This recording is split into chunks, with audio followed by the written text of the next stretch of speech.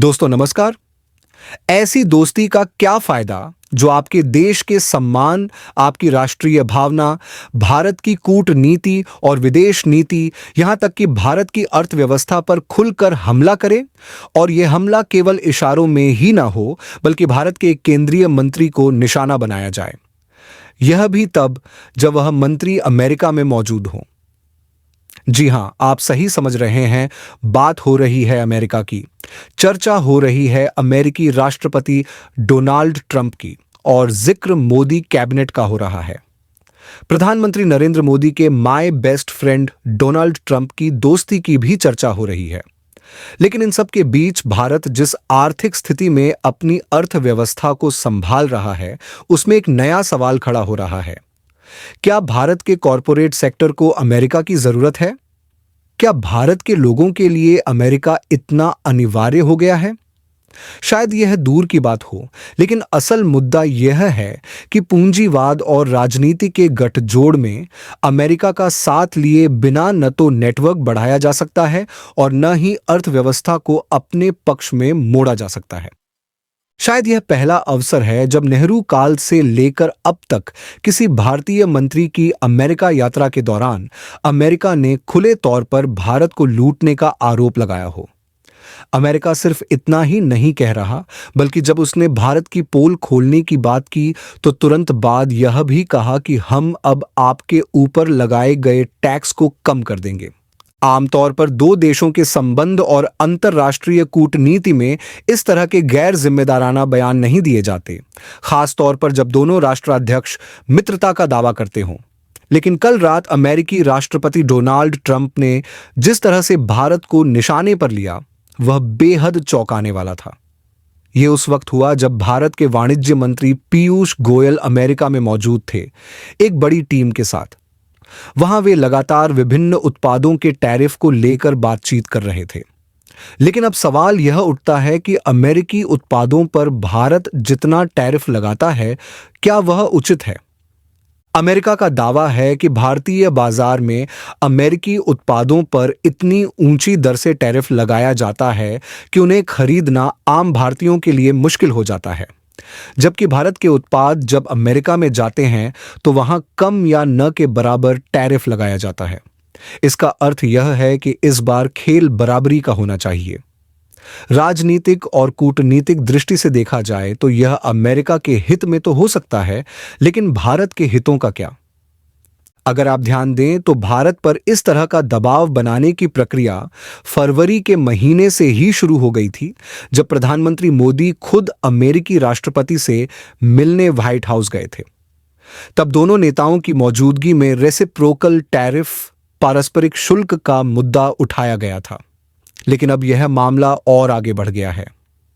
प्रधानमंत्री मोदी अक्सर राष्ट्रवाद की बात करते हैं, लेकिन अगर अंतर्राष्ट्रीय कूटनीति में भारत के सम्मान को ही ठेस पहुंचाई जाने लगे तो फिर संबंध किस रूप में होंगे? यह अकेले भारत का मामला नहीं है। अमेरिका ने इसी तरह चीन, कनाडा, मैक्सिको, यूरोपीय संघ, ईरान और रूस के साथ भी ऐसा किया है। लेकिन जहां अन्य देशों ने अपनी प्रतिक्रिया दी, वहीं भारत की ओर से कोई आधिकारिक प्रतिक्रिया नहीं आई। क्या यह अंतर्राष्ट्रीय कूटनीति की कोई नई परिभाषा घड़ी जा रही है?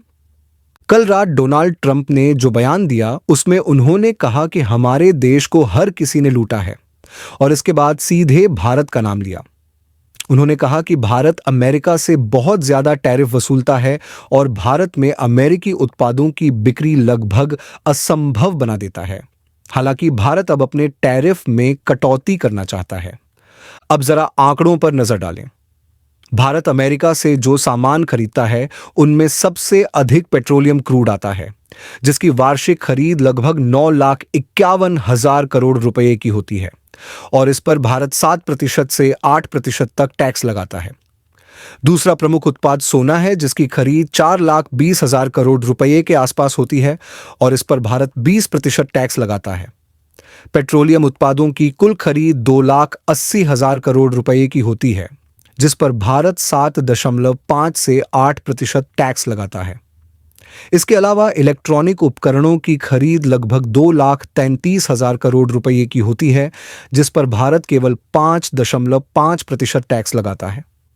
कोयला और कोक की खरीद 2,10,000 करोड़ रुपए की होती है, जिस पर भारत 5% टैक्स लगाता है। अब अगर भारत से अमेरिका को भेजे जाने वाले उत्पादों की बात करें, तो सबसे पहला नंबर पेट्रोलियम का आता है, जिसकी सालाना खरीद 4,30,01,000 करोड़ रुपए की होती है और अमेरिका इस पर 0.75% टैक्स लगाता है। दूसरा सबसे बड़ा उत्पाद दवाएं और फार्मास्यूटिकल्स हैं, जिनका वार्षिक निर्यात लगभग 1,50,00,00,000 रुपए का होता है और अमेरिका इस पर 0 से 0.75% टैक्स लगाता है। इसके बाद टेलीकॉम उपकरण आते हैं, जिनका निर्यात 1,46,00,000 रुपए का होता है और अमेरिका इस पर 0% टैक्स लगाता है। इसके अलावा कीमती पत्थरों और रत्नों का निर्यात लगभग 1 करोड़ रुपए का होता है, जिस पर भारत 0% टैक्स लगाता है। इलेक्ट्रॉनिक मशीनरी और उपकरणों का निर्यात 92,000 करोड़ रुपए का होता है और अमेरिका इस पर भी 0% टैक्स लगाता है। अगर दोनों देशों द्वारा लगाए गए औसत टैक्स का आकलन किया जाए, तो अमेरिका केवल 0.2% टैक्स वसूलता है, जबकि भारत 8 से 10% के बीच टैक्स लगाता है। यही वह मुद्दा है जिसे लेकर अमेरिका भारत पर दबाव बना रहा है। पहले दौर में भारत को लगभग $7 बिलियन यानी 61,000 करोड़ रुपए का नुकसान होने वाला है और इसी को रोकने के लिए भारत के वाणिज्य मंत्री पीयूष गोयल अमेरिका पहुंचे हैं। अचानक पीएमओ से निर्देश आया कि अमेरिका जाकर बातचीत की जाए, वहां के अधिकारियों से मुलाकात की जाए और नई टैरिफ दरें तय की जाए। जब अमेरिकी अधिकारियों ने भारत के मंत्री पीयूष गोयल से मुलाकात की और उनके सामने अपनी बात रखी, तो उसी के बाद डोनाल्ड ट्रंप ने यह बयान दिया कि अमेरिका भारत की पोल खोल रहा है और इसीलिए अब भारत टैरिफ कम करने को राजी हो गया है। ठीक इससे पहले भारत के विदेश मंत्रालय के प्रवक्ता ने जानकारी दी थी कि पीयूष गोयल अमेरिका में हैं और दोनों देशों के बीच व्यापार को संतुलित करने की प्रक्रिया जारी है। क्या अंतर्राष्ट्रीय कूटनीति में कहीं भारत की अर्थव्यवस्था या भारत के बड़े कॉरपोरेट घरानों के लाभ को लेकर कोई रणनीतिक खेल हो गया है? वैश्विक स्तर पर कूटनीतिक सिद्धांत यही कहता है कि हर देश को अपने हितों को प्राथमिकता देनी चाहिए और अपनी अर्थव्यवस्था को सर्वोच्च स्थान पर रखना चाहिए। भारत के प्रधानमंत्री ने भी इसी रणनीति को अपनाया जब उन्होंने रूस के साथ खड़े होकर समर्थन दिया, यूक्रेन की यात्रा भी की, अमेरिका के साथ दोस्ती को मजबूत किया, यूरोप को तेल भी बेचा और अंतर्राष्ट्रीय मंचों पर भारत के विदेश मंत्री ने यह स्पष्ट रूप से कहा कि भारत की प्राथमिकता उसकी अर्थव्यवस्था है। लेकिन जब अमेरिका का मामला सामने आता है, तो स्थिति कुछ अलग नजर आती है। अमेरिका ने यह स्पष्ट रूप से कह दिया है कि भारत अब रक्षा क्षेत्र में रूस से कोई भी सैन्य उपकरण नहीं खरीदेगा, बल्कि सीधे अमेरिका से ही खरीदेगा। यह भारत की कोई स्वतंत्र प्रतिक्रिया नहीं है, बल्कि यह सीधा संकेत है कि भारत को अमेरिका से ही रक्षा उपकरण खरीदने होंगे।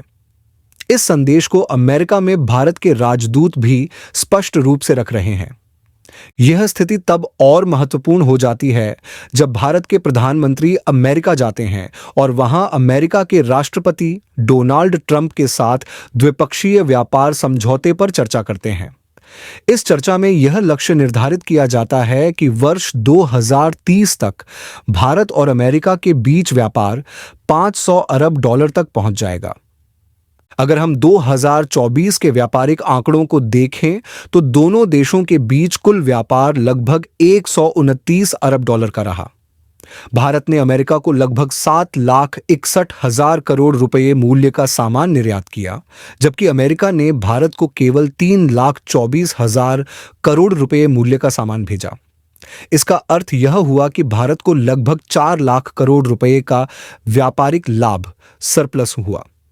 यह एक स्पष्ट संकेत है कि भारत और अमेरिका के बीच व्यापारिक संबंध तेजी से बढ़ रहे हैं और भारत को इससे लाभ मिल रहा है। लेकिन अमेरिका ने अब यह कहना शुरू कर दिया है कि उसे व्यापारिक संतुलन में बदलाव चाहिए। अमेरिकी राष्ट्रपति डोनाल्ड ट्रंप ने अपने भाषण में यह साफ कर दिया कि अमेरिका को व्यापारिक रूप से नुकसान उठाना अब मंजूर नहीं है। उन्होंने यह भी कहा कि अमेरिका को दुनिया के हर देश ने लूटा है और अब यह लूट बंद होनी चाहिए। उन्होंने यह भी जोड़ा कि अमेरिका के किसान और कंपनियां अन्य देशों के कारण नुकसान झेल रहे हैं और अब अमेरिका इस स्थिति को बदलने जा रहा है। ट्रंप ने अपने भाषण में कई देशों का नाम लिया, जिनमें कनाडा, मैक्सिको, चीन, यूरोप के तमाम देश शामिल थे, लेकिन सबसे पहले उन्होंने भारत का नाम लिया। यह सवाल उठता है कि आखिर भारत को सबसे पहले क्यों निशाने पर लिया गया। इस पूरे घटनाक्रम के बीच भारत की राजनीतिक सत्ता से जुड़े कुछ महत्वपूर्ण सवाल खड़े होते हैं। पहला सवाल यह है कि क्या भारत की अर्थव्यवस्था वास्तव में अमेरिका के बिना नहीं चल सकती? क्या इस सवाल का जवाब भारत के प्रधानमंत्री को नहीं देना चाहिए? दूसरा सवाल यह है कि क्या भारत के आयात और निर्यात नीति को अब अमेरिका तय करेगा? क्या अमेरिका भारत के बाजार को नियंत्रित करने की दिशा में बढ़ रहा है? अमेरिका की कूटनीति में भारत की भूमिका रणनीतिक रूप से बहुत महत्वपूर्ण है। चाहे वह क्वाड, क्यूएडी संगठन हो, चीन के पड़ोसी होने के कारण भारत की स्थिति हो, समुद्री सुरक्षा को लेकर जापान और ऑस्ट्रेलिया के साथ गठबंधन हो, या फिर G7 और G20 की नई कूटनीति हो, अमेरिका भारत को अपने पक्ष में रखना चाहता है। ऐसे में क्या भारत की पूरी विदेश नीति अमेरिकी रणनीति के अनुसार ही आगे बढ़ रही है? तीसरा महत्वपूर्ण सवाल यह है कि क्या भारत अब अपनी मोलभाव, बार्गेनिंग करने की शक्ति को खो चुका है? जब अमेरिकी राष्ट्रपति बार बार भारत को निशाने पर लेते हैं और खुलेआम भारत के वाणिज्य मंत्री पीयूष गोयल की मौजूदगी में यह कहते हैं कि भारत की पोल खुल गई, तो क्या यह संकेत है कि भारत अपनी स्वायत्तता खो रहा है? ऐसा पहली बार नहीं हुआ है जब अमेरिका ने भारत को किसी अंतर्राष्ट्रीय मुद्दे पर घेरा हो। अगर इतिहास के पन्नों को पलटें तो हम पाएंगे कि जब इंदिरा गांधी अमेरिका गई थीं, तब भी उन्हें लंबा इंतजार करना पड़ा था। लेकिन मौजूदा समय में जब प्रधानमंत्री नरेंद्र मोदी को एक सशक्त राष्ट्राध्यक्ष के रूप में देखा जाता है, तब क्या भारत को और अधिक मजबूती की ओर नहीं बढ़ना चाहिए? यह सवाल देश के हर नागरिक को सोचना चाहिए। चौथा बड़ा सवाल यह है कि क्या अमेरिका भारत की राजनीतिक सत्ता को प्रभावित करने की स्थिति में आ गया है? यह अंतर्राष्ट्रीय राजनीति में एक आम धारणा रही है कि अमेरिका कई देशों की सरकारों को बदलने या सत्ता में लाने में भूमिका निभाता है। क्या भारत में भी अब ऐसी ही स्थिति बन रही है? अंत में पांचवां सवाल यह है कि भारत का राष्ट्रवाद, जो प्रधानमंत्री मोदी के भाषणों में बार बार दिखता है, वह अंतर्राष्ट्रीय स्तर पर कहां गायब हो जाता है? अमेरिका में लाखों भारतीय प्रवासी रहते हैं, जिनमें से कुछ नागरिक बन चुके हैं, कुछ नागरिक बनने की प्रक्रिया में हैं और कुछ लोग वहां अवैध रूप से रह रहे हैं। इन परिस्थितियों में जब अमेरिकी राष्ट्रपति भारत को खुलकर निशाने पर ले रहे हैं, तो अमेरिका में बसे भारतीयों के लिए स्थिति कितनी मुश्किल हो सकती है? यह सब सवाल इसलिए भी महत्वपूर्ण हैं क्योंकि अमेरिका हर दिन भारत के खिलाफ कड़े बयान दे रहा है, और जब भारत की नीतियों पर सवाल उठते हैं तो अमेरिका इस तरह के बयान देने से पीछे नहीं हटता। अब सवाल यह उठता है कि आखिर भारत की मजबूरी क्या है? क्या भारत को अपने हितों की रक्षा के लिए कोई नई रणनीति अपनाने की जरूरत है?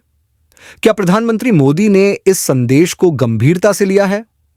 इन तमाम सवालों के जवाब देश को मिलने चाहिए, क्योंकि यह केवल एक व्यापारिक मुद्दा नहीं है, बल्कि यह भारत की आर्थिक, राजनीतिक और कूटनीतिक स्वतंत्रता से जुड़ा एक बड़ा सवाल है। धन्यवाद।